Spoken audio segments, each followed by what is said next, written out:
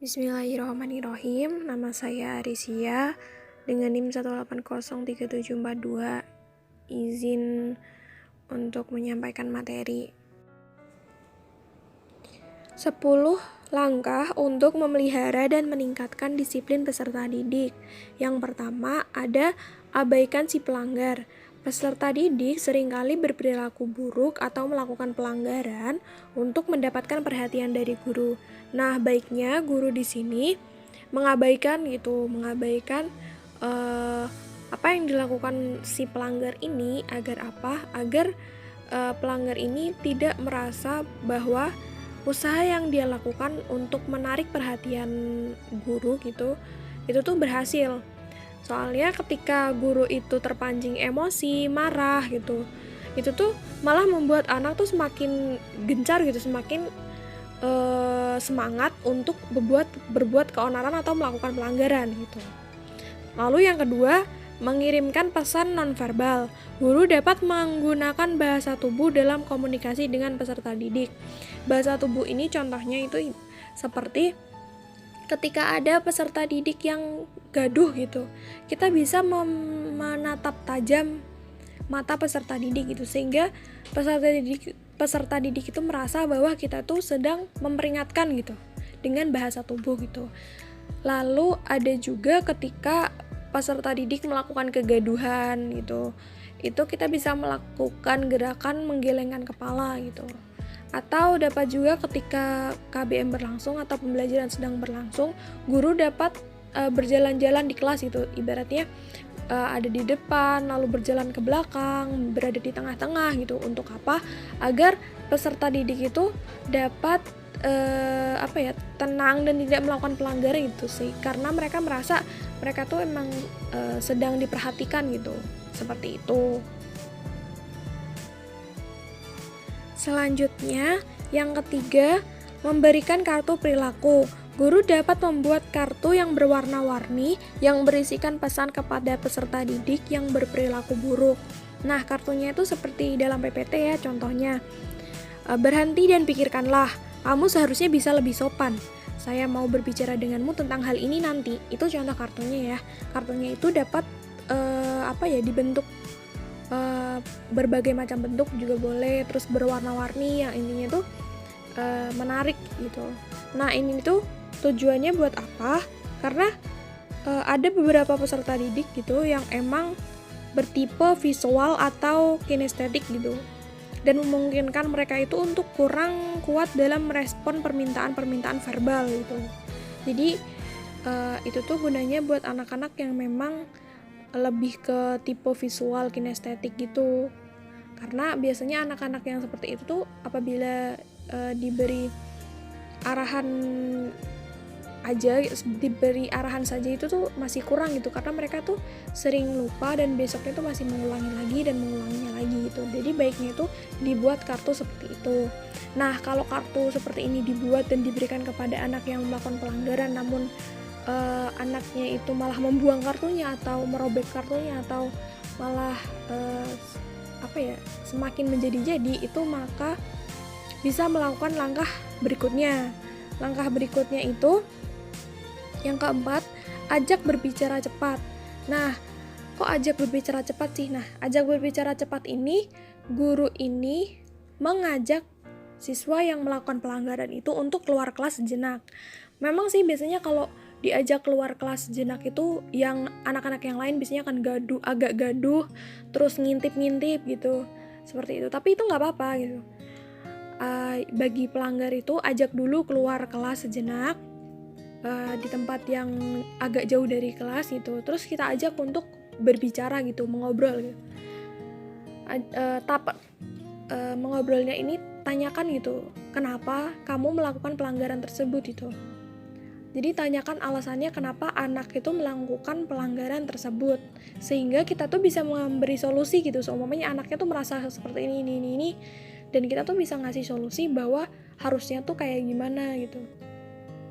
Tapi kalau pas ditanya anaknya itu tidak menjawab gitu, itu tuh kita lanjut ke pertanyaan berikutnya. Jadi kita bisa tanyakan, Apa mungkin ibu atau bapak guru ini melakukan kesalahan sehingga kamu melakukan tindakan pelanggaran tersebut gitu.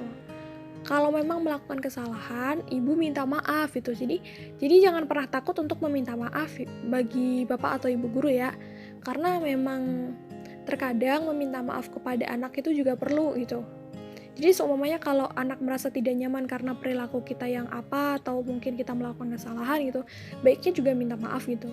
Minta maaf kepada anaknya, terus berdamai, bersalaman gitu. Terus kita tuh ngasih tahu gitu ke anaknya kalau bu guru dan kamu sama-sama memperbaiki diri dan kita sama-sama bekerja sama untuk meningkatkan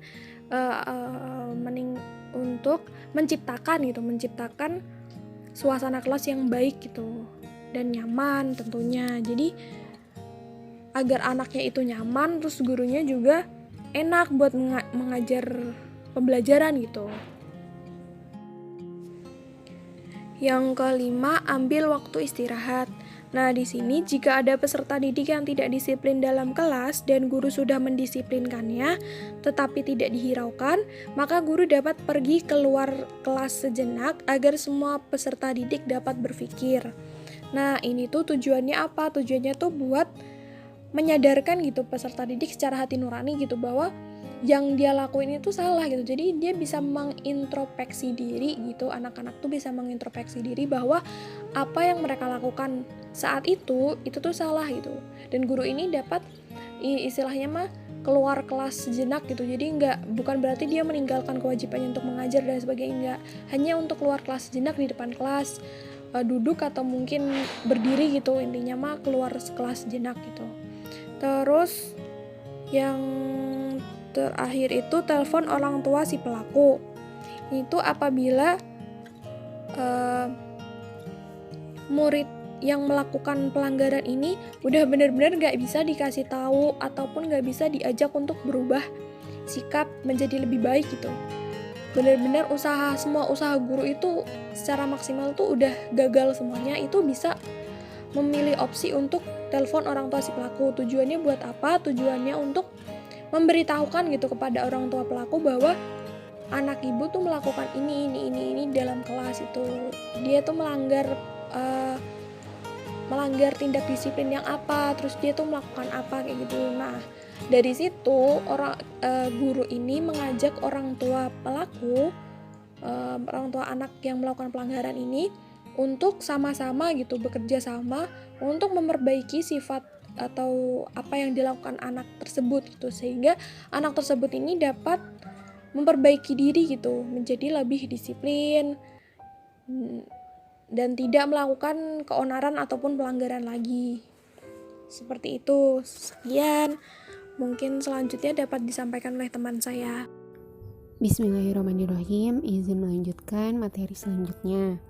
Poin ketujuh ada tanda tangani kontrak. Kontrak peserta didik dapat berperan sebagai pengingat tertulis yang efektif bagi peserta didik. Maksudnya di sini guru dan peserta didik membuat seperti suatu kartu perilaku yang berperan sebagai pengingat visual yang efektif. Nah, jadi guru maupun peserta didik tidak akan lupa tentang tata tertibnya dan juga tidak akan melanggar tata tertibnya tersebut. Jadi mereka sudah membuat kesepakatan jika melanggar tata tertib mereka akan mendapatkan konsekuensi yang sudah tertulis di kartu perilaku tersebut. Nah, jadi tujuannya ini untuk bekerja sama dalam menegakkan tata tertib di kelas. Selanjutnya poin ke-8 meminta penguatan. Guru bersama guru konseling dapat bekerja sama dalam memecahkan masalah kepribadian peserta didik. Nah, jadi setiap perilaku yang kurang tepat yang dilakukan oleh peserta didik pastinya memiliki satu alasan. Nah, jadi kita itu harus bisa memecahkan alasan mengapa peserta didik tersebut melakukan hal-hal yang melanggar tata tertib. Nah, masalahnya itu yang harus kita perhatikan atau kita cari tahu masalah di rumah, masalah di lingkungan sosialnya, dan masalah di lingkungan sekolahnya. Nah, jadi guru guru mata pelajaran atau guru wali kelas bisa berkolaborasi dengan guru konseling untuk memecahkan masalah kepribadian peserta didik tersebut. Atau guru juga bisa meminta kolaborasi dengan kepala sekolah. Jadi kepala sekolah melakukan kerjasama yang lebih intensif lagi dengan orang tuanya peserta didik yang bersangkutan tersebut. Selanjutnya ada meminta perpindahan. Jika langkah sebelumnya tidak berhasil, guru bisa memindahkan peserta didik ke kelas lain. Nah, poin ini atau upaya ini biasanya dilakukan atau lebih efektif dilakukan di sekolah-sekolah yang besar. Jadi guru bisa bekerja sama untuk menampung peserta didik tersebut dengan persetujuan yang telah disetujui oleh kepala sekolah maupun orang tuanya. Nah, jadi peserta didik yang asalnya misalkan ya berada di kelas A, ia dipindahkan dulu di kelas B. Jadi si suasana atau kelas yang ia tempati itu akan mendukung perbaikan perilaku dari si peserta didik. Gitu. Selanjutnya ada poin ke-10 yaitu pindahkan pelaku. Jika ke-9 upaya di atas masih saja mengalami kegagalan karena adanya beberapa kekurangan yang tidak mendukung, nah guru harus memindahkan peserta didik dari kelas secara tidak resmi agar peserta didik yang lainnya tidak terganggu. Ada juga langkah-langkah yang perlu dilakukan. Langkah yang pertama, guru membuat folder penugasan terkait dengan mata pelajaran yang guru ajarkan. Yang kedua, guru memanggil peserta didik yang bersangkutan dan berbicara 4 mata dengannya. Yang ketiga, guru menerangkan isi folder tersebut kepada si peserta didik. Yang keempat, guru meminta peserta didik mengerjakan tugas pada folder tersebut di ruang konseling atau ruang perpustakaan. Yang kelima, guru mengantar peserta didik ke ruangan tersebut. Lalu, guru meminta bantuan guru konseling atau penjaga perpustakaan untuk mengawasi perilaku peserta didik yang bersangkutan selama mengerjakan tugasnya. Yang ketujuh, guru memberikan perintah kepada peserta didik agar mengumpulkan pekerjaannya begitu setelah ia selesai. Yang kedelapan, guru kembali lagi ke kelas untuk mengajar peserta didiknya yang kooperatif. Yang kesembilan, pada saat peserta didik menyerahkan pekerjaannya, guru kemudian mengucapkan terima kasih karena ia telah menyelesaikan tugasnya dengan baik, lalu juga meminta atau memohon kepada peserta didiknya untuk mengubah perilaku buruknya agar tidak mengulangi lagi. Nah, setelah melewati langkah-langkah itu, poin ke-10 di sini mengatakan jika peserta didik masih saja mengulangi perilaku buruknya, lakukan lagi langkah ini. Jadi, mengulangi lagi langkah-langkah yang telah saya sebutkan tadi, di mana guru memindahkan peserta didik untuk mengerjakan tugasnya sendiri di ruangan konseling atau di ruang perpustakaan agar ia mengerti mengapa ia dikeluarkan dari kelas. Seperti itu. Lalu yang poin ke-11 ada catat atau dokumentasikan setiap perilaku buruk peserta didik tersebut. Yang ke-12, jika guru sudah kehabisan kesabaran, gunakan dokumentasi tersebut sebagai dasar keputusan guru bahwa si guru sudah tidak sanggup lagi mendidik peserta didik yang bersangkutan. Nah, poin yang terakhir, ajukan surat keputusan tersebut ke pihak sekolah atau ke pihak kepala sekolah dan selanjutnya akan diserahkan keputusan yang terbaik untuk mengatasi masalah tersebut kepada pihak kepala sekolah sepenuhnya. Jadi keputusan yang paling akhir itu ada di tangan kepala sekolah. Selanjutnya ada implementasi hukuman dan hadiah. Di sini tercatat pengertian hukuman menurut Abdurrahman An-Nahlawi dan Amir Dain Indra Kusuma. Saya akan membahas pengertian hukuman menurut Abdurrahman An-Nahlawi terlebih dahulu. Beliau mengatakan hukuman dengan istilah tarbib yang berarti ancaman atau intimidasi terhadap seseorang karena melakukan perilaku yang dilarang. Jadi ketika kita melakukan kesalahan pasti akan mendapat konsekuensi. Begitu menurut Abdurrahman An-Nahlawi, salah satu tokoh pendidikan Islam. Nah, menurut Amir Dain Indrakusuma, beliau mengartikan hukuman sebagai tindakan yang dijatuhkan kepada peserta didik secara sadar dan sengaja sehingga menimbulkan efek jera. Nah, tujuannya ini sama agar peserta didik menjadi sadar dan berjanji tidak akan mengulangi kesalahan yang telah ia lakukan. Yang selanjutnya adalah hadiah. Hadiah sendiri berlawanan dengan hukuman.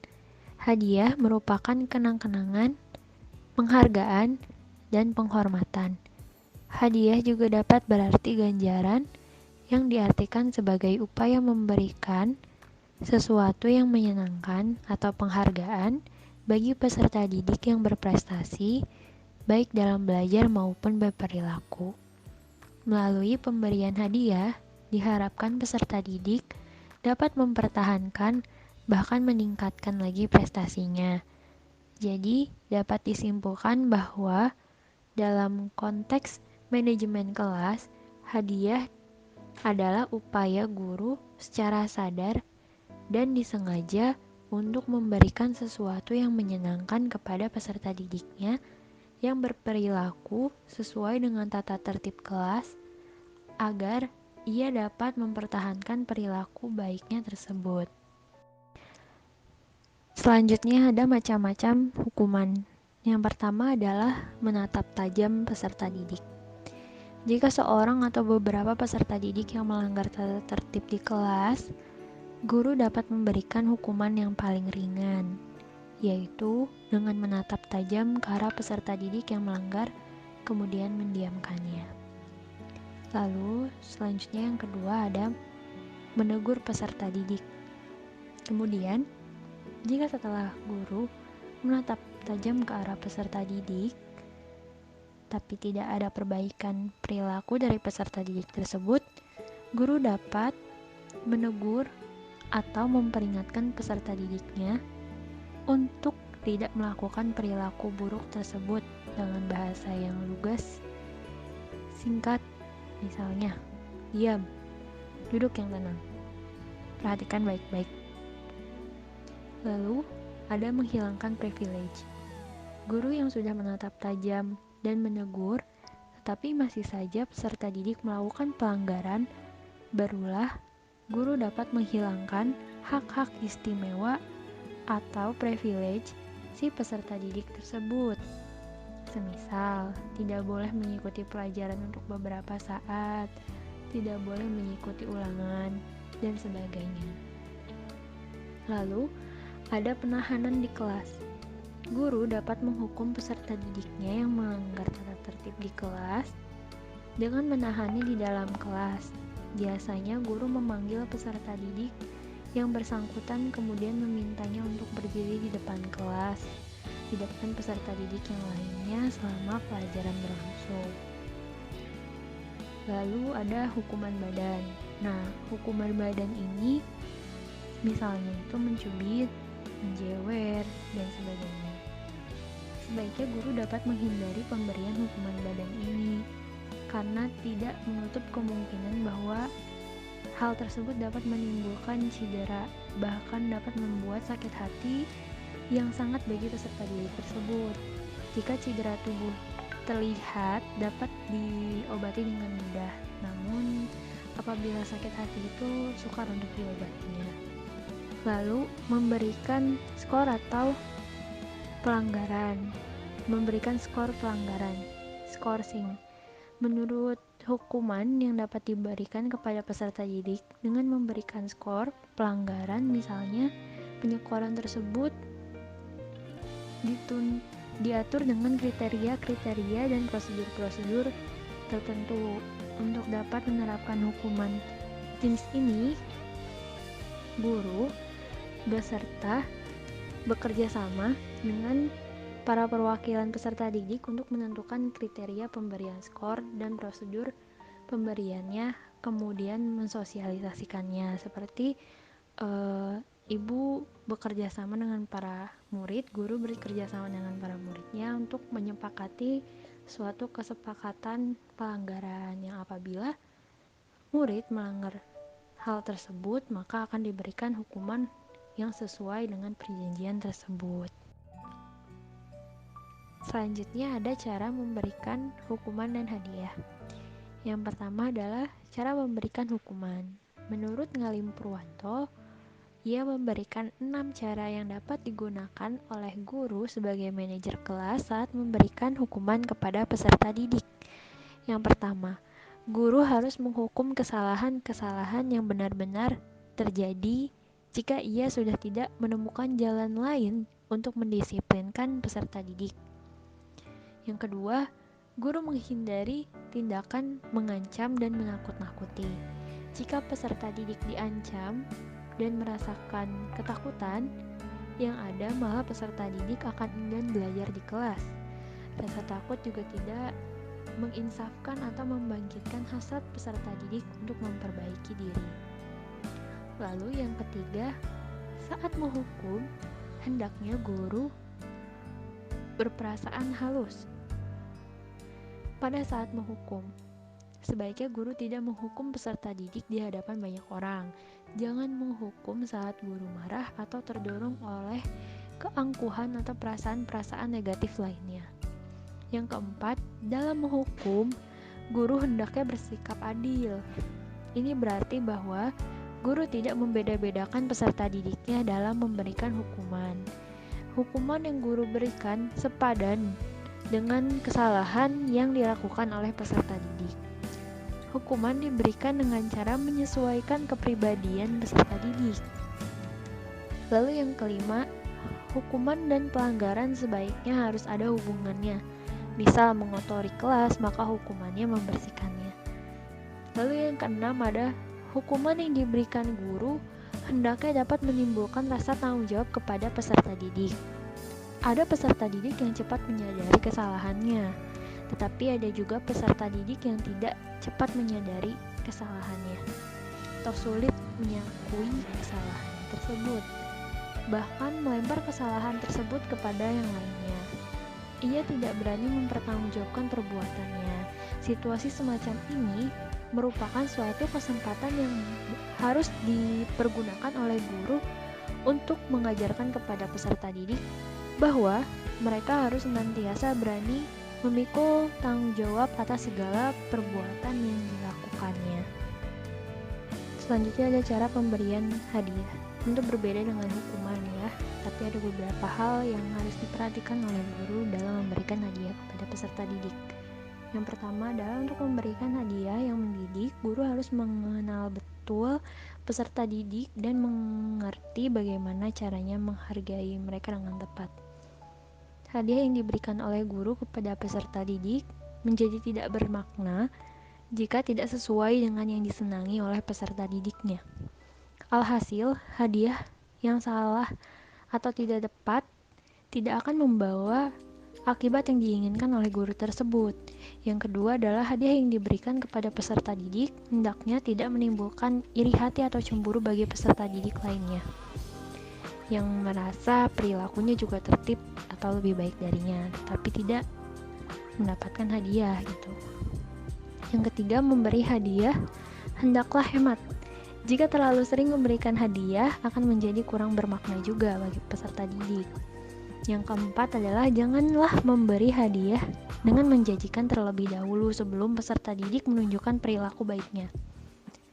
Hadiah yang telah dijanjikan terlebih dahulu hanya akan membuat peserta didik berperilaku semata-mata atau semena-mena. Juga hanya ia bersikap baik hanya karena ingin mendapatkan hadiah tersebut. Guru harus berhati-hati dalam memberikan hadiah. Jangan sampai hadiah yang diberikan guru dianggap oleh para peserta didik sebagai upah. Memang jika dikomparasikan, hukuman dan hadiah merupakan sesuatu yang berlawanan, tapi keduanya tidak dapat dipisahkan. Jika ada hukuman, sudah tentu ada hadiah. Pada praktiknya, untuk membina kedisiplinan peserta didik di dalam kelas, guru harus menggunakan hukuman dan hadiah sebagai alat lunak atau software kepada peserta didik secara seimbang. Pemberian hukuman juga yang berlebihan maksudnya juga akan membuat peserta didik ketakutan dan tidak betah di kelas. Kelas pun menjadi neraka baginya lah gitu. Sementara pemberian hadiah secara berlebihan dapat menjadikan peserta didik bersikap manja.